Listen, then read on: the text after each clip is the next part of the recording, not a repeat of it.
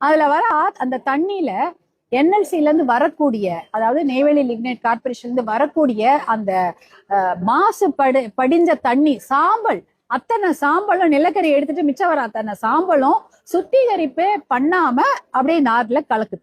அப்படியே கருப்பா இருக்குது. மழை தண்ணி வரும்போது பழுப்பாக போகுது, மழை தண்ணி இல்லாத போது கருப்பாக தண்ணி போகுது. வருட கணக்காக அந்த சாம்பல் படிந்து கிட்டத்தட்ட ஒரு அடிக்கு மேல, அந்த 3/4 அடிக்கு மேல அப்படியே கருப்பா சாம்பல் இருக்குது.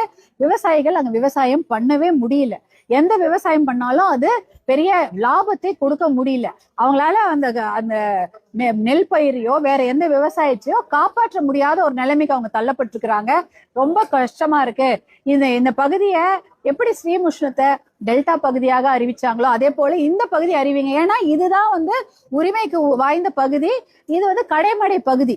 அந்த பகுதி தான் கடைமடைன்னு சொல்றாங்க. அந்த பரவனாறு அந்த பகுதி தான் கடைமடை பகுதின்னு சொல்றாங்க. அப்ப அந்த கடைமடை பகுதிக்கான உரிமையை நீங்க எங்களுக்கு கொடுங்க. கவர்மெண்ட் ஆணையம் போட்டிருக்கு.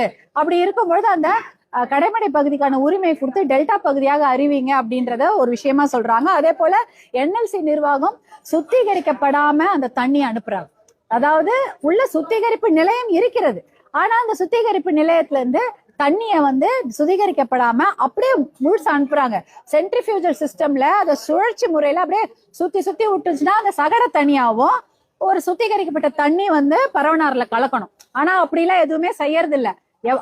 அது அப்படியே அந்த மாசு படிஞ்ச சாம்பல் நிற தண்ணிய, சாம்பல் கலந்த தண்ணிய அப்படியே அனுப்பிடுறாங்க. இது ரெண்டும் தூர் வாரணும். தூர் வாரத்துக்கான பெரிய பெரிய திட்டங்கள்லாம் போட்டு அதற்கு நிதியும் ஒதுக்கீடு செய்து